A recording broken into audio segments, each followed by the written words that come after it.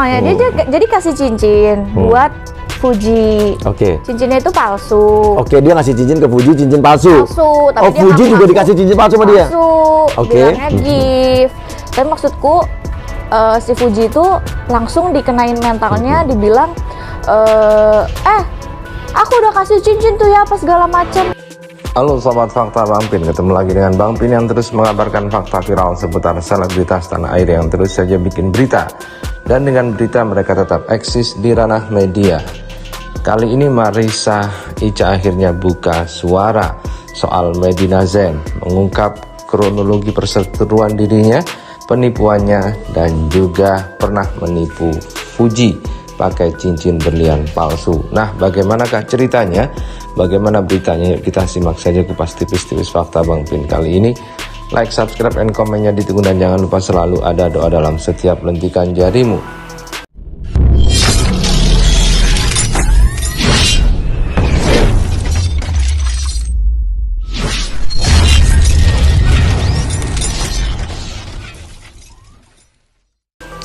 Kita lansir dari suara.com.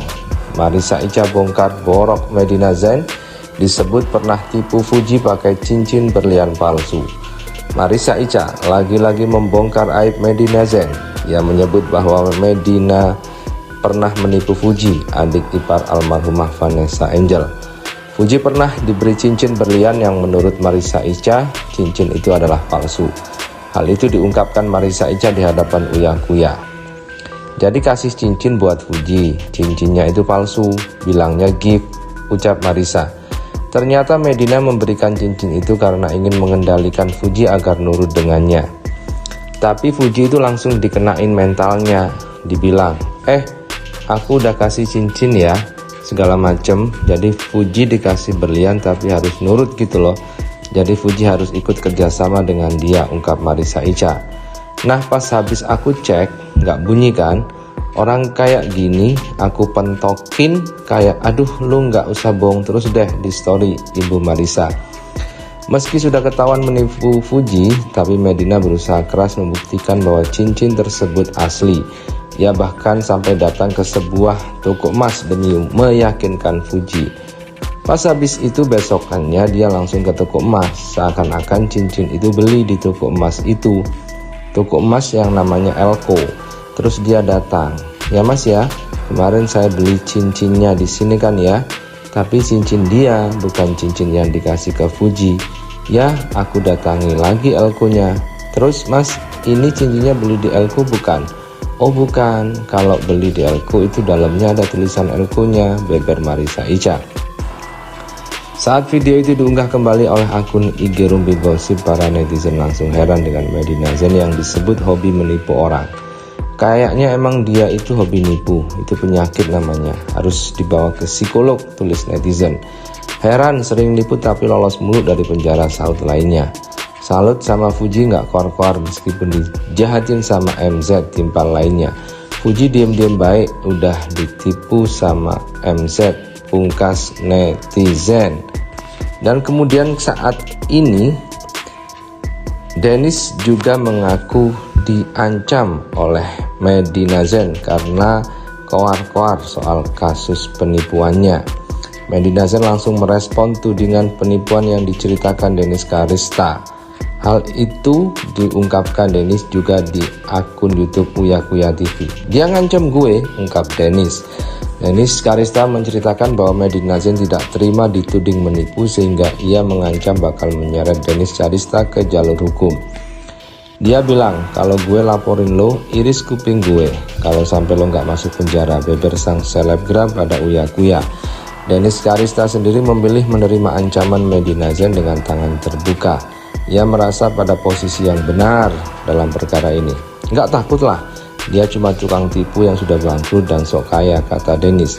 Sedangkan menurut versi Dennis Karista masih banyak orang yang diduga jadi korban penipuan Medina Zain, sehingga ia berani mengambil tindakan tegas dengan mengungkap dugaan tindak pidana yang dilakukan istri Lukman Azhari itu. Kebenaran itu kan bukan cuma buat gue doang, duit gue mah udah balik kok, ujar Dennis. Sebelumnya Dennis diberitakan memang ditipu oleh Medina Zain. Karena itu di sini bisa dikatakan Dennis juga membela hak-hak dari Fuji. Sementara kita tahu Dennis dulu sempat berseteru dengan Fuji saat mengatakan Fuji itu pelakor. Dan kali ini Medina Zain juga dikabarkan tidak lagi menjadi direktur dari MD Glowing akibat kasus-kasus yang menjeratnya. Kabar mengejutkan itu datang dari Medina Zain di tengah perseteruannya dengan Dennis Karista dan Uya Kuya. Sang pengusaha itu keluar dari perusahaan kosmetik MD Glowing yang dibesarkannya. Informasi tersebut disampaikan langsung oleh akun Instagram resmi MD Glowing pada Minggu 8 Mei. Kami selaku manajemen MD Glowing memberitahukan bahwa saudari Medina Zain sudah tidak menjabat sebagai direktur utama di PT Medina Global Care dan PT Medina Global Indonesia, bunyi keterangan dalam postingan itu. Dijelaskan juga dalam postingan bahwa Medina Zain sudah tidak terlibat lagi dalam kegiatan perusahaan sejak 6 Mei 2022. Namun belum ada keterangan jelas apakah Medina Zain mengundurkan diri atau dikeluarkan dari struktur pejabat perusahaan. Pengumuman tentang status Medina Zain yang tidak lagi terikat dengan perusahaan kosmetik MD Glowing mendapat tanggapan dari warganet. Salah satunya seperti dugaan kebangkrutan Medina Zain yang sempat disampaikan juga oleh Dennis Karista. Waduh, sampai hancur-hancuran begini ya, tutur pemilik akun Rista Gia Murni. Sampai dijual juga bisnisnya, sahut pemilik akun Resi Nirwana.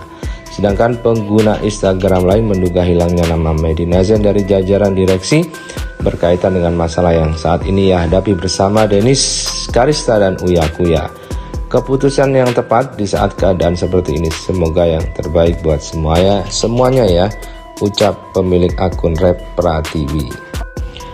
Tapi emang kelihatan sih si Medina tuh emang lagi gak ada duit banget, buktinya sampai pakai pengacara dia.